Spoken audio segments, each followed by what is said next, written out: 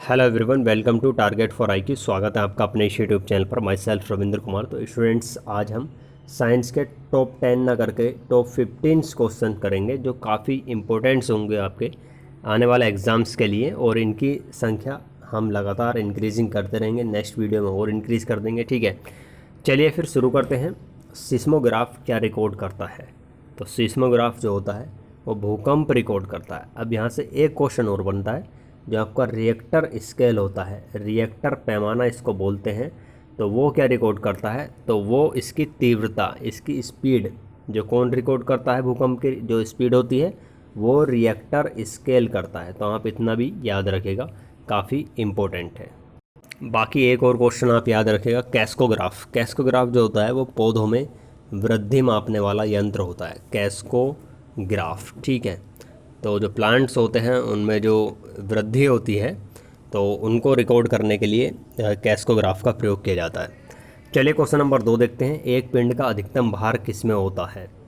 Means maximum भार, wait किस में होता है किसी भी पिंड का?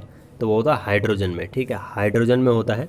और आपको पता होना चाहिए कि कोई भी पिंड है, कोई भी थिंग्स है, कोई भी वस्तु है, उसका जो द्रव्यमान होता है, मास जो होता है, वो हमेशा कांस्टेंट रहता है। ठीक है, आपको इतना पता होना चाहिए।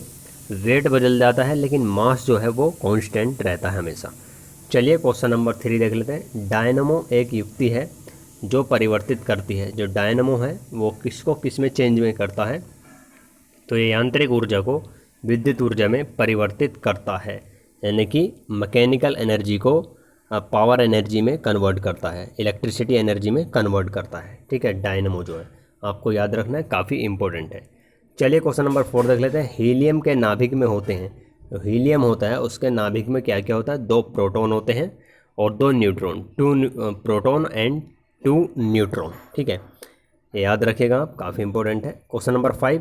डॉक्टर कलाकार, यानी कि डॉक्टर आर्टिस्ट और मूर्तिकार स्कल्प्टर कैल्शियम सल्फेट का उपयोग करते हैं जिसका उपनाम है। तो वाइस नेम कैल्शियम सल्फेट का काफ़ी पुटअप किया जाता है क्वेश्चंस। तो प्लास्टर ऑफ पेरिस, यानी कि POP। तो याद रखिएगा, कैल्शियम सल्फेट जो है इसका उपनाम, वाइस नेम जो होता है वो आपका प्लास्टर ऑफ पेरिस होता है। चलिए क्वेश्चन नंबर 6 की बात करते हैं।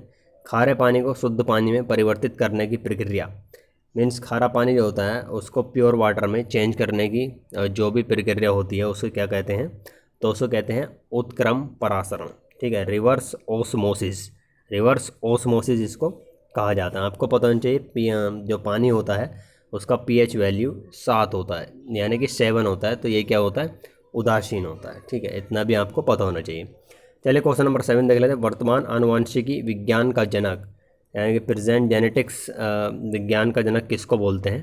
तो वो बोलते हैं ग्रेगर जॉन मेंडल को। ठीक है, ग्रेगर जॉन मेंडल को बोला जाता है। और याद रखिएगा, इन्होंने सबसे पहले जो आनुवंशिकी का पता लगाया था वो मटर के पौधे पर इन्होंने अपना प्रयोग किया था। मटर के पौधे पर ही इन्होंने अपना प्रयोग किया था। इंपॉर्टेंट है, याद रखेगा। क्वेश्चन नंबर 8 है आपका, कुनैन सिंकोना पादप के किस भाग में प्राकृतिक रूप से पाई जाती है? तो जो छाल होती है उसकी, यानी कि बार्क जो होती है प्लांट्स की, जो सिंकोना प्लांट होता है उसकी बार्क में पाई जाती है कुनैन। ठीक है, इतना आप याद रखिएगा। नेक्स्ट क्वेश्चन है, सौर ऊर्जा ATP में बदलती है। जो सौर ऊर्जा होती है वो ATP में बदलती है। वो कहाँ पर बदलती है? तो वो बदलती है क्लोरोप्लास्ट में। ठीक है, क्लोरोप्लास्ट में बदलती है। आपको याद रखना है, क्लोरोप्लास्ट एक पादप कोशिकांग है। ठीक है, प्लांट कोशिकांग है एक, ये जो है क्लोरोप्लास्ट। चलिए नेक्स्ट क्वेश्चन की बात करते हैं। मानव शरीर की संग में लसिका कोशिकाएं बनती हैं। जो लसिका कोशिकाएं होती हैं, लिम्फोसाइट सेल्स होती हैं, वो कहाँ पर बनती हैं?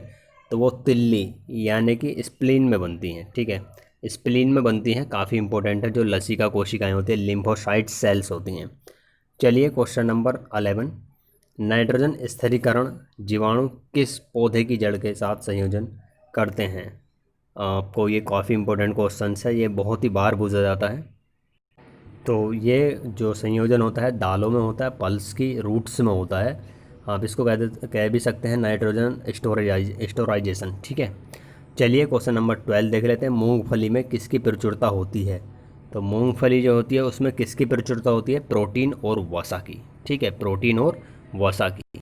चलिए क्वेश्चन नंबर 13 देखते हैं। जब रक्त में ऑक्सीजन की सांद्रता में कमी आती है तो सांस की गति जो ऑक्सीजन है जब उसकी रक्त में कमी होती है तो सांस पर यानी कि हमारे श्वसन पर क्या इफ़ेक्ट पड़ता है, तो उसमें उसकी स्पीड बढ़ जाती है। ठीक है, स्पीड जो है वो इंक्रीज़ हो जाती है। चलिए नेक्स्ट क्वेश्चन है, इंसुलिन में कौन सी धातु होती है? इंसुलिन में आपकी जो धातु होती है वो होती है जस्ता। ठीक है, कौन सी होती है? जस्ता होती है। और आपको इस क्वेश्चन से जो प्रीवियस है यहाँ पर जो 13 क्वेश्चन है, जब रक्त में ऑक्सीजन की सांद्रता में कमी आती है, तो इससे एक और याद करना है कि जब हम पहाड़ों वगैरह पर हिल्स पर चढ़ते हैं तो वहाँ पर ऑक्सीजन की कमी हो जाती है। ठीक है, तो वहाँ पर आपको पता होगा कि जब हमारे जो श्वसन की दर है वो भी बढ़ जाती है। तो ये किस कारण बढ़ती है? क्योंकि वहाँ पर वायुमंडलीय दाब कम हो जाता है। ठीक है, वायुमंडलीय दाब क्या हो जाता है? कम हो जाता है। और ये तो जनरली है कि ऑक्सीजन की कमी जैसे जैसे हम ऊंचाई पर चढ़ते रहेंगे वो होती रहती है। ठीक है, चलिए, और इंसुलिन की कमी, ये तो क्वेश्चन हो गया है। इंसुलिन में कौन सी धातु होती है? तो जस्ता होती है। और इंसुलिन हार्मोन होता है ये। इसमें जो स्रावण होता है वो कहाँ से होता है, मतलब इसका ऑर्गेनाइजेशन क्या होता है?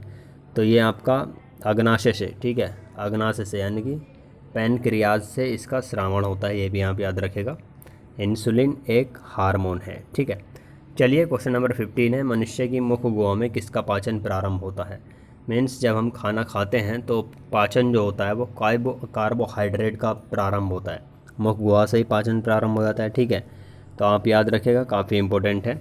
और ये भी याद रखिएगा जो सलाइवा होता है यानी कि लार जो होती है उसमें अमाइलेज जो एंजाइम है वो स्टार्च को माल्टोज और डैक्ट्रिसन में तोड़ देते हैं।